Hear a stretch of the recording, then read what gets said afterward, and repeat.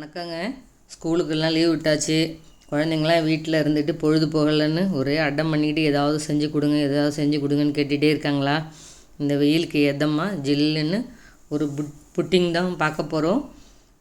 Mango ட்ரைஃபில் cake தான் இப்போ செஞ்சு காமிக்க போகிறேன். வாங்க அதை எப்படி செய்யுதுன்னு பார்க்கலாம். இதுக்கு ஒரு 5-6 மாம்பழத்தை இதை மாதிரி சின்ன சின்ன துண்டுகளாக போட்டு நம்ம எடுத்து வச்சுக்கலாம். இதே மாதிரி எல்லா மாம்பழத்தையும் குட்டி குட்டியாக க்யூபாக போட்டு கட் பண்ணி நம்ம எடுத்து வச்சுக்கலாம். அந்த தோலை ஒட்டி உள்ள சதைப்பகுதியை வேற ஒரு பாத்திரத்தில் வச்சுக்கிட்டோம்னா எடுத்து வச்சுக்கிட்டோம்னா அதை அப்படியே மிக்ஸி ஜாரில் போட்டு மேங்கோ பியூரி பண்ணிக்கலாம்.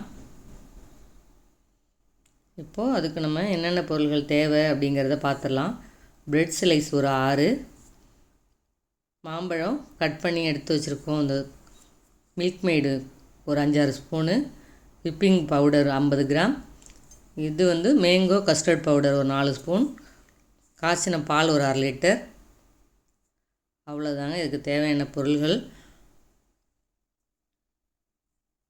வாங்க அது எப்படி செய்யுதுன்னு பார்க்கலாம்.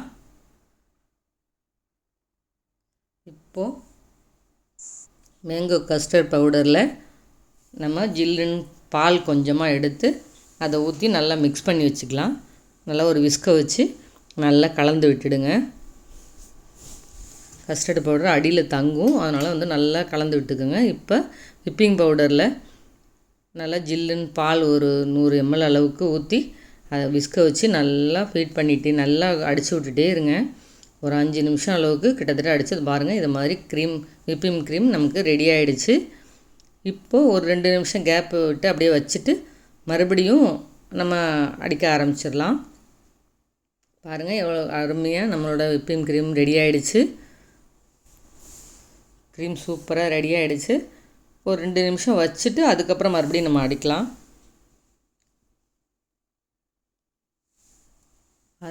இந்த குழந்தைங்களுக்கு பிடிச்சமான இந்த டெசர்ட் ஐட்டம் நல்லா ஜில்லுன்னு இந்த வெயிலுக்கு எதமாக இருக்கும்.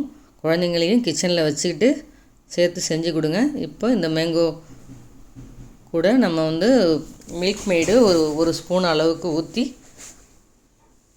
கொஞ்சமாக பாலையும் அதில் சேர்த்துக்கலாம்.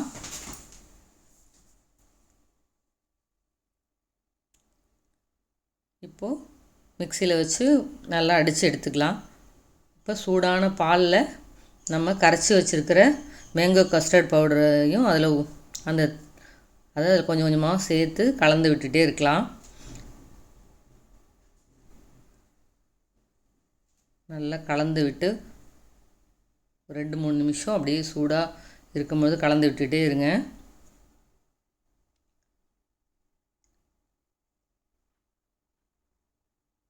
இப்போது அதில் மில்க் மெய்டு இப்போ ஒரு 3-4 ஸ்பூன் அளவுக்கு அதில் மில்க் மெய்டு சேர்த்துக்கலாம்.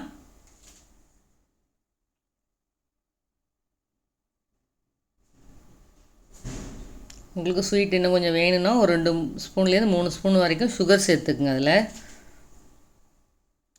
பாருங்கள் இந்த அளவுக்கு ரெடி ஆகிட்டுருக்கு.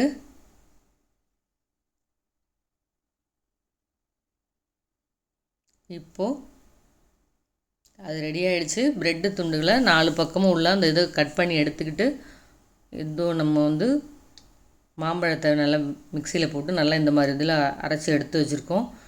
இது நம்ம கஸ்டர்ட் பவுடர் ரெடி பண்ணோம் இல்லையா பாலில், அது இப்போது நம்ம விப்பிங் க்ரீமும் ரெடியாக இருக்குது. இப்போது நம்ம அதை 1 by 1 நம்ம இப்போது ரெடி பண்ண ஆரம்பிச்சிடலாம். முதல்ல நம்ம ப்ரெட் ஸ்லைஸை இந்த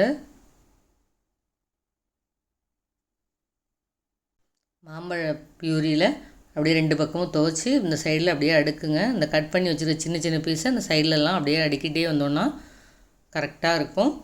பாருங்கள் இந்த பஜ்ஜி மாவு மாதிரி அப்படியே புரட்டி அதில் அப்படியே எடுத்து அடுக்கி வச்சுருங்க. அதுக்கு மேலே நம்ம ரெடி பண்ணி வச்சுருக்கோம் இல்லையா கஸ்டர்ட் பவுடர் பாலில் மிக்ஸ் பண்ணி எடுத்து வச்சுருக்கோம், அதை ஒரு லேயர் அப்படியே பரப்பி விட்டுருங்க. பரப்பியாச்சு. இதுக்கு மேலே இந்த க்ரீமை நம்ம அப்படியே நல்லா போட்டு அதை அப்படியே தடவி விட்டுருங்க. அது மேலே நம்ம மாம்பழம் கட் பண்ணி வச்சுருக்க மாம்பழ துண்டுகளை கொஞ்சம் சேர்த்துக்கலாம். அதுக்கு மேலே இந்த அதே மாதிரி அடியில் செஞ்ச மாதிரியே ப்ரெட்டை வந்து இந்த மாதிரி டிப் பண்ணி அதையும் அதுக்கு மேலே அப்படி வச்சுருங்க. ஃபுல்லாக அழகாக அடுக்கி வச்சுருங்க.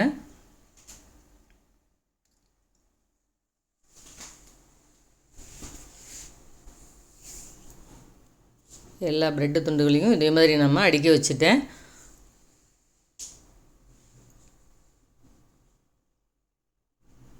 அவ்வளோதான். இதுக்கு மேலே நம்ம கஸ்டர்ட் பவுடர் பாலில் மிக்ஸ் பண்ணி எடுத்து வச்சுருக்கோம் இல்லையா, அதை ஒரு கோட்டிங் கொடுத்துக்கலாம்.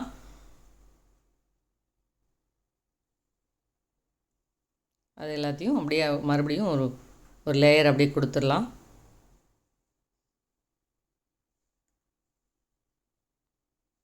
அதுக்கு மேலே நம்ம இப்போது அந்த ரெடி பண்ணி வச்சுருக்கிற அந்த க்ரீமையும் அதில் அப்படி சேர்த்து ஒரு லேயர் கொடுத்துக்கலாம்.